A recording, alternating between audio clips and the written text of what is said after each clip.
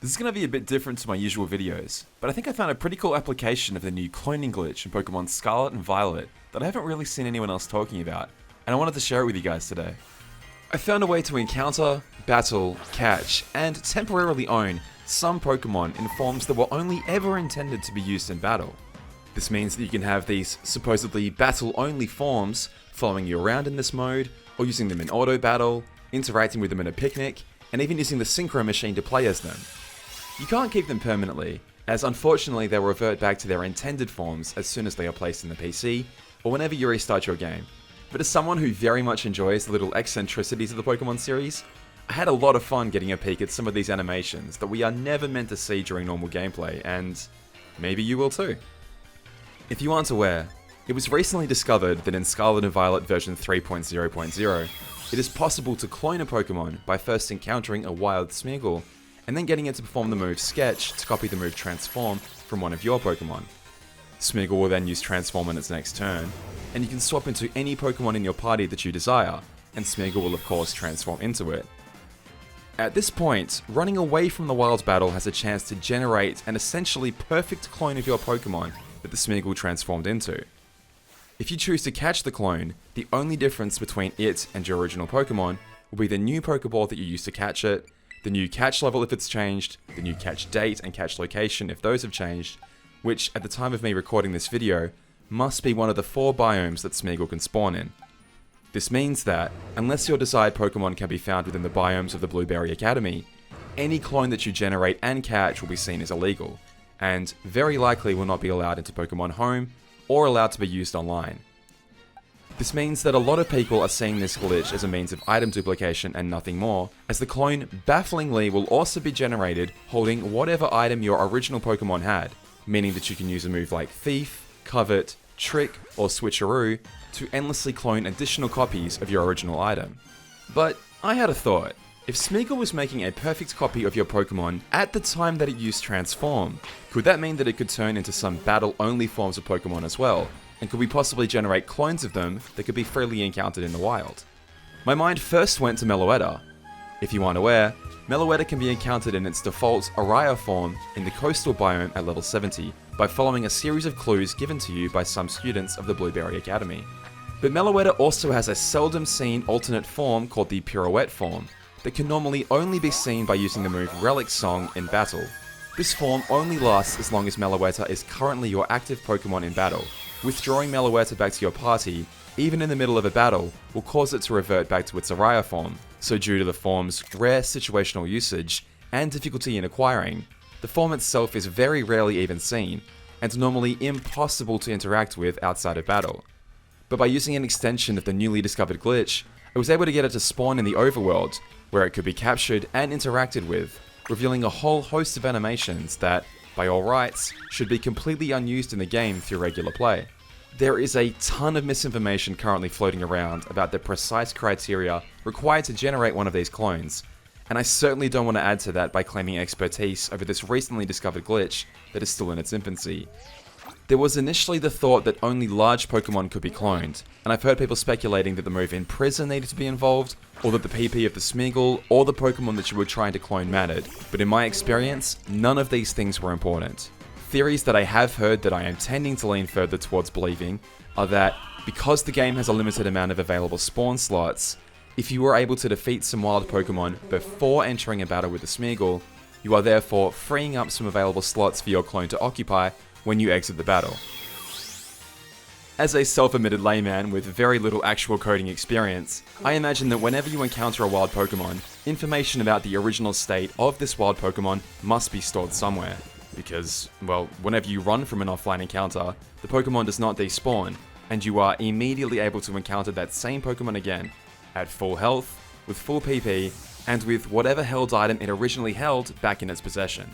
So I'm guessing that whenever you encounter a wild Smeargle, information about that Smeargle is stored in this hypothetical wild encounter space, but that information is accidentally overwritten as the Smeargle uses Transform by the data of the Pokemon that it transforms into. So, running away from this encounter is causing a clone of the transformed Pokemon to be spawned in the wild instead, so long as there is an available slot to spawn it in. In my anecdotal only experience, anytime I successfully cloned a Pokemon, I had knocked out some wild Pokemon through the auto battle function first, before battling the Smeargle. I believe that whenever I had a successful attempt, the clone itself would be generated in a location where a wild Pokemon could spawn while asleep. For example, underneath a tree seemed to be the most consistent for me. But the trick to generating a clone of Meloetta's Pirouette form specifically is that you need Smeargle to sketch transform from one of your Pokemon, but then be incapacitated in some way to allow yourself the turns required to switch into your regular Meloetta, then use Relic Song before the Smeargle is able to use Transform. It's important to keep in mind that only Meloetta may shift into its Pirouette form and back. If a transformed Pokemon, such as Ditto, Smeargle, or Mew, uses Relic Song while acting as a Meloetta, the additional form-changing effect will not activate. Any moves such as Hypnosis or Spore that induce sleep immediately would be no good, because there is no possible scenario in which a setup Pokemon can make Smeargle fall asleep, then use Transform on turn 2, and have the Smeargle still be asleep as you switch into your target Pokemon, whilst also knowing Transform at the same time. For a while I was trying Thunder Wave Mew with Transform. I would give myself a free turn by stunning the Smeargle with a Backstrike, then using the 90% accurate Thunder Wave while it could do nothing to respond.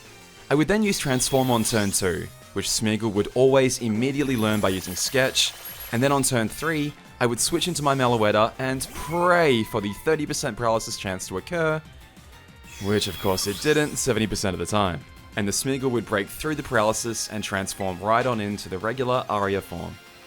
But if I failed, I would run away and at least hope for a clone of the regular Meloetta to spawn, which I could potentially farm rare items from.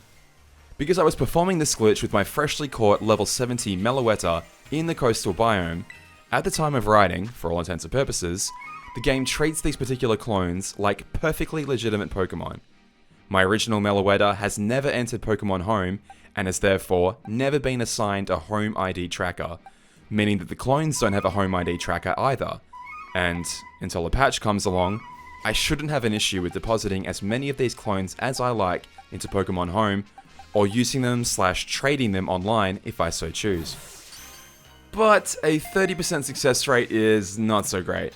So with the help of some friends, I went back to the drawing board and ended up catching a Smeargle that I was attempting to perform the glitch from in the first place, and teaching it Transform as well as Yawn.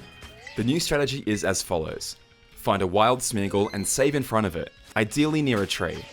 Get a Backstrike on the Smeargle and then use Yawn on turn 1, then Transform on turn 2. On this turn, Smeargle will then always sketch Transform and then immediately fall asleep, giving you one guaranteed turn to switch into your target without fear of the Smeargle waking up.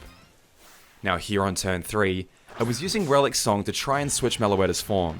However, I was finding that even with the special attack lowering nature, many Smeargles were dying to Relic Song.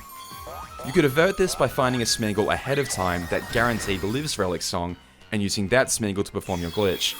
However, you still run the risk of getting a random critical hit to ruin your fun.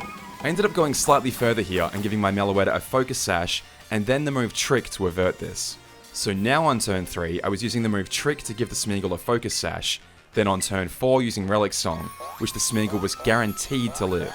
The only possible way that this setup can fail is if the Smeargle wakes up on the first possible turn that it is eligible to wake, meaning that I believe you have a 66.6% chance of success, but there's a far better odds than the 30% paralysis chance that I was relying on earlier. And of course, if you find a Smeargle that lives Relic Song, you don't have to worry about tricking the Focus Sash onto it at all. You only have to watch out for the 1 in 16 stray critical hit, but apart from that, you have a 100% success rate. It took a fair bit of trial and error, I must say, but eventually we were successful and had ourselves a very rarely seen Pirouette form Meloetta that had spawned in the wild. After throwing a quick Master Ball, it was mine, and I was very excited to see that it retained this form as it entered the party. As far as I can tell, it will stay in this form as long as you don't restart your game or place it in the PC. So, unfortunately, it cannot enter Pokemon Home, which, if I'm honest, was my ultimate curiosity in all of this. But with this test being deemed successful, I started to wonder, was there anything else that we could potentially try and hunt to see if it stays in a quote-unquote battle-only form outside of battle? The brand new legendary Pokemon Terapagos has 3 forms, with its normal form being the only one that is usually accessible outside of battle. As soon as you switch it into battle, its ability activates, and it immediately transforms into its Terastal form, another one that we can use this glitch to encounter out of battle, requiring absolutely zero additional setup at all. Use a Pokemon that knows Transform on turn 1, then switch into Terapagos on turn 2, and there you go, it's illegal turtle time.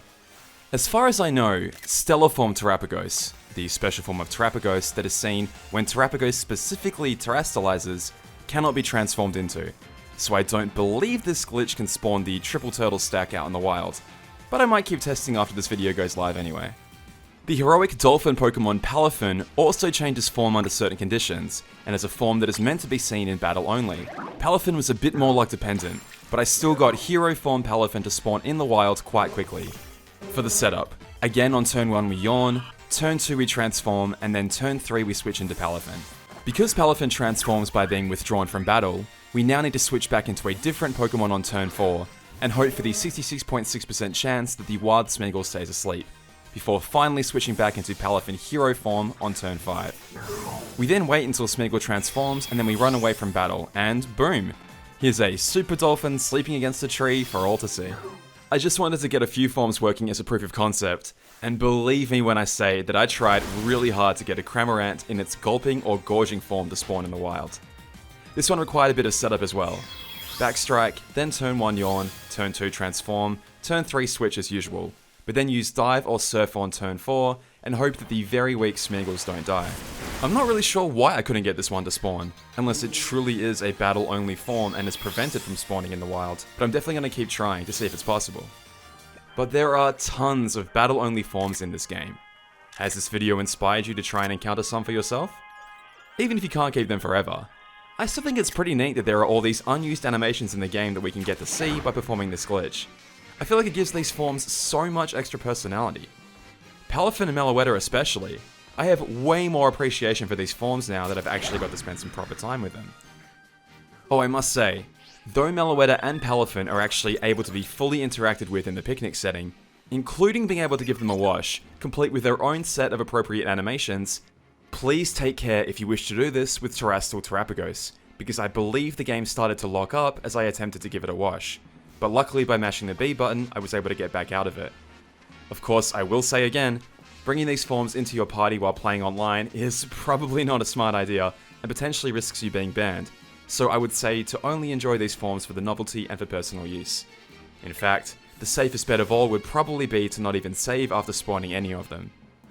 You may have noticed from the footage that I spawned Palafin and Terapagos in the Savannah biome, because I actually had a Smeagol outbreak there. These clones are going to be illegal anyway because of the map location. I thought I may as well make executing the glitch a bit easier on myself. I'm going to keep playing around to see if there are any cool applications of this glitch. Would a Paldean Ditto that transforms into a Smeagol that knows Transform also be able to execute this glitch, for example? Because if so, that opens up a ton of new areas for potentially legal clones to be generated in. I am positive this glitch will be patched out of the game eventually. Something as simple as adding Transform to the list of moves that Sketch is prevented from copying immediately stops this glitch in its tracks. So please enjoy it while you can, and do let me know if you're able to find anything interesting in the comments. Thanks so much guys, all the best, talk to you soon. Bye bye.